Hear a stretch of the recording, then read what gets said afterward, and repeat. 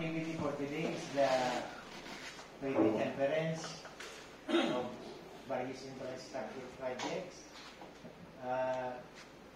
Before we start, we will have a short prayer to be led by Engineer Francis M. Kama. Please stand. Lord,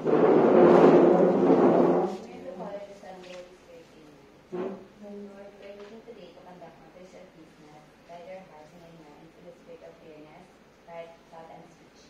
Impart your supreme wisdom upon our activity, so that our affairs may reach a successful conclusion. Thank you for being our source of guidance today. Amen. Bring the Father and Son and Holy Spirit. Thank you, Trix. For the attendance, yours truly, Lebakchen, Danilo Orgaya,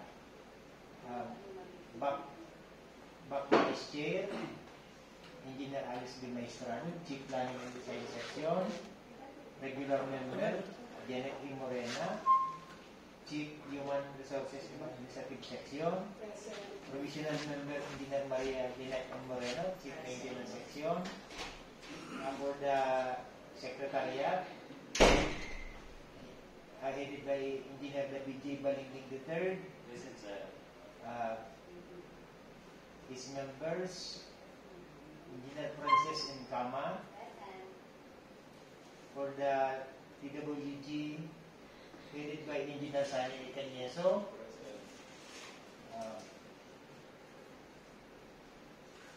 for the members,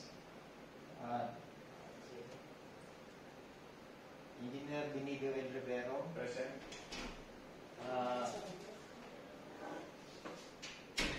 Today is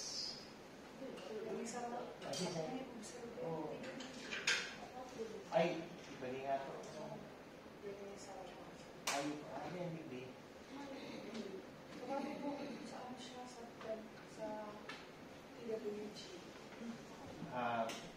Is there any Lisa Ragosa?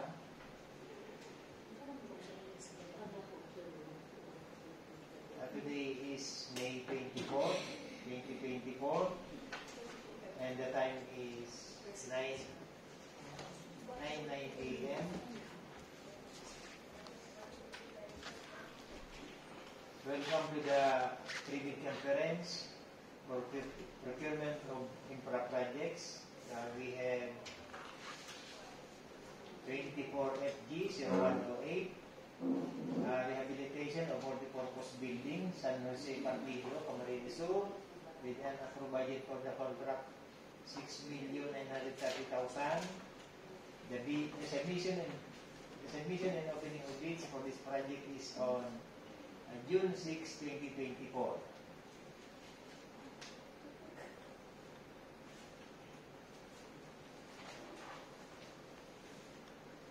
Engineer Francis M. Kama will read the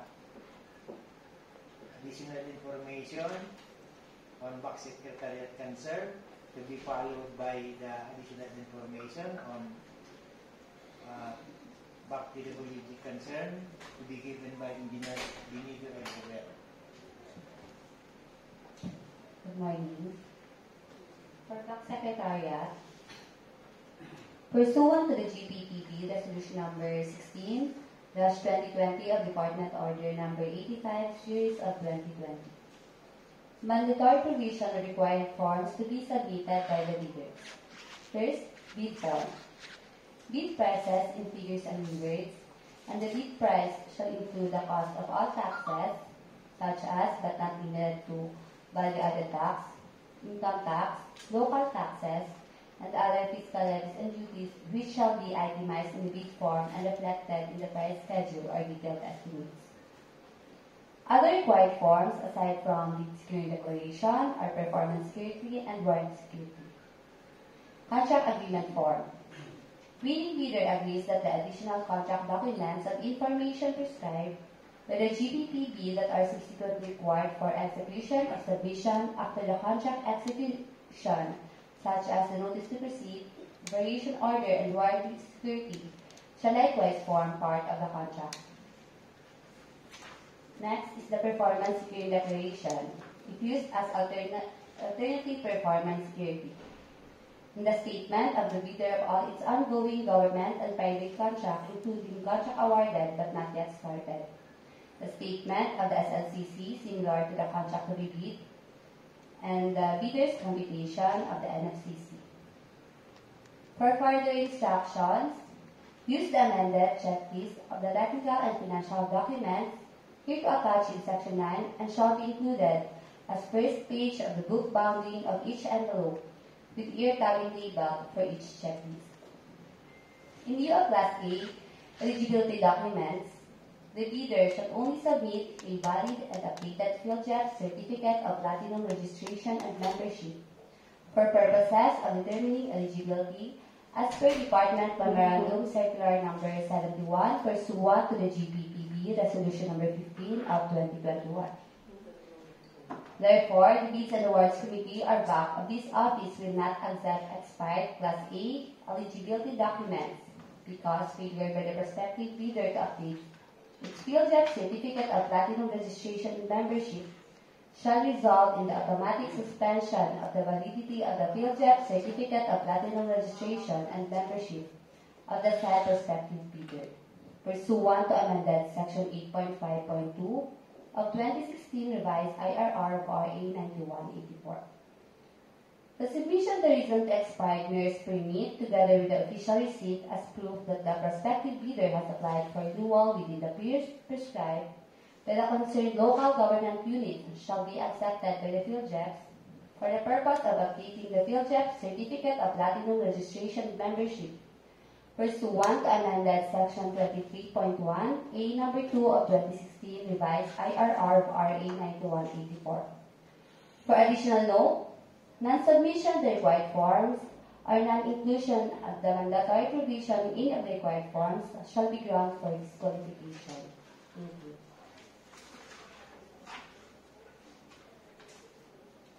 Good morning, everyone.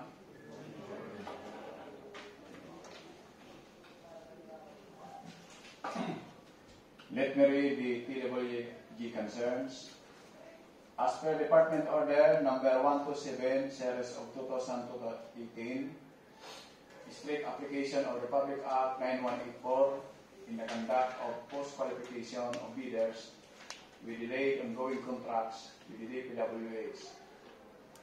Pursuant to item section 34.3 of 2016 revised implementing rules and regulations of Republic Act number 9184, if at the time of post-qualification procedure, the BAC verifies that any of the deficiencies is due to the contractor's fault or negligence, the procuring entity shall disqualify the contractor from the award without any right to reimburse fees and incidental costs paid for the procurement of infrastructure contract subject of the bid. And further, the contractor shall adhere the provision of Section 4.2, Appendix 17 of the 2016 Revised IRR or Republic Act 9184.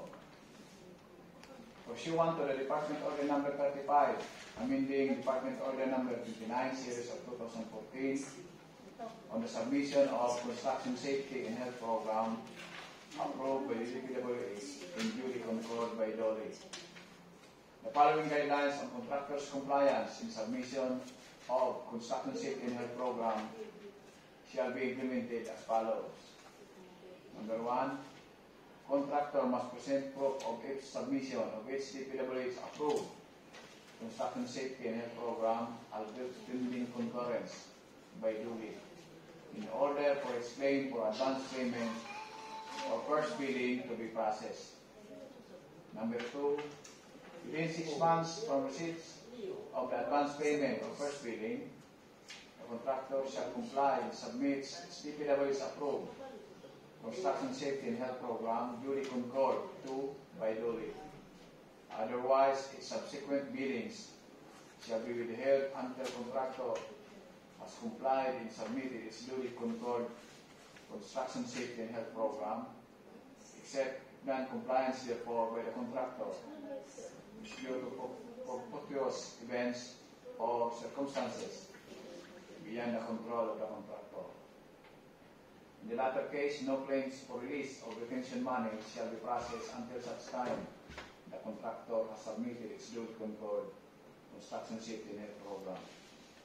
Number 3, in all cases, the contractor shall comply with its undertakings pursuant to its DPW's approved construction safety and health program and the construction safety and health protocols mandated under duly Department Order Number 13, Series of 1998, Department Order Number 56, Series of 2005, and Department Order Number 30, Series of 2021, throughout the implementation of its project.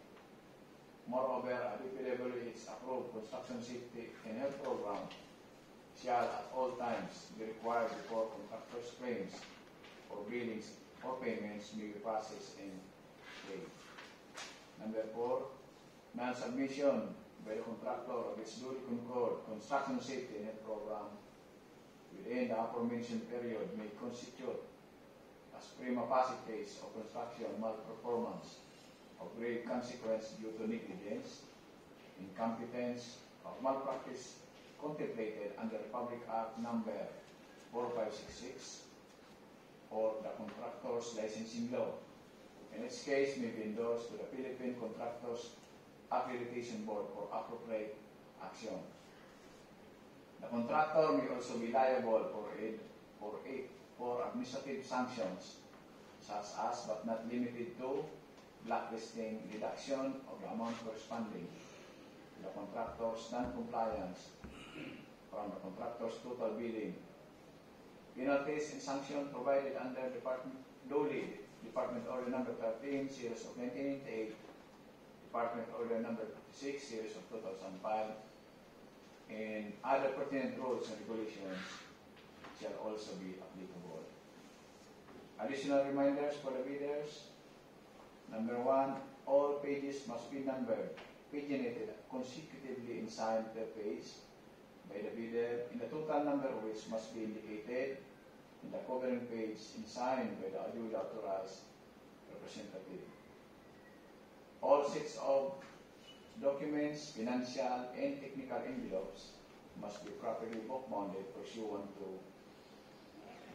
DPW's Department Order Number 90, Series of 2002. Number 2, reminders. Checklist for technical envelopes shall be included as first page of the book-bounding of technical envelope with ERTA being labeled for each. Number 3, any missing, incomplete, or patently sufficient documents in the above-mentioned checklist is a ground for outright rejection and for declaring non-complying or paid. Last, reminders. To avoid disqualification, bidders, please read the instruction to bidders. Complete all bid documents using the prescribed format or template in all requirements needed. That's all for the TWG concerns. Thank you. Thank you, Engineers Kama and Rivero. Any question or clarification? If none, we will now adjourn the pre-bid conference at 9:20 a.m. Thank you very much.